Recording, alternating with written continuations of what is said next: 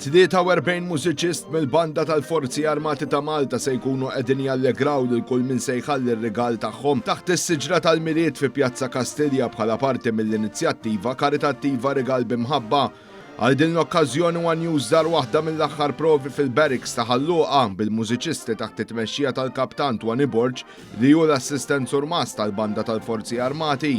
Hemmhekk stajna nsegwu wħud mis-siltiet mużikali li l-banda tal-Forzi Armati qed tħejji waqt dan iż-żmien festiv kif jispjega l-Maġġur Jonathan Borġ li hu s-surmas tal-banda. Ħanħamlu taħlita sabiħa ta' mużika li hija adattata għal dan iż-żminijiet bħal huma carols famużi kif ukoll xi siltiet tal-mużika illi huma relatati mal-films illi joħorġu u naraw dan iż-żmien tal-miliet. Borġ innota wkoll kif matul din il-ġimgħa intensifikaw il-provi fid-dawl tal-impenji li l-banda kellha bħala parti miċ-ċelebrazzjonijiet li fakru lil Malta Repubblika.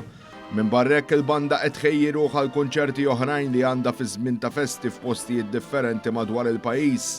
Interessanti l-fatt kif għall-ewwel darba f'kemm ilha mwaqfa din il-banda se jkollha mużiċista femminili, il-gunner Kelsey Falzon li ilha 7 snin iddoqq il-klarinet u ilha sena tagħmel parti mill-Forzi Armati ta' Malta.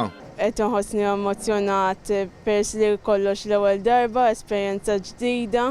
Għal dawk li jixtiequ jsegwu l-banda tal-Forzi Armati f'dawn il-fest il-Maġġur Borġ ta' aktar dettalji. Nhar il-ġimgħa li ġej fl-10 sa nibdew Pjazza Kastilja fil-waqt li l-attività fuq Pjazza Kastilja ħad tkun waħda sabiħa se tkun hemm l-attività b'rigal ta' mħabba, ħajkun hemm in-nies li ħajġu jattendu ħaj jisimgħu lilna b'dawn il-melodiji sbieħ tal-miliet.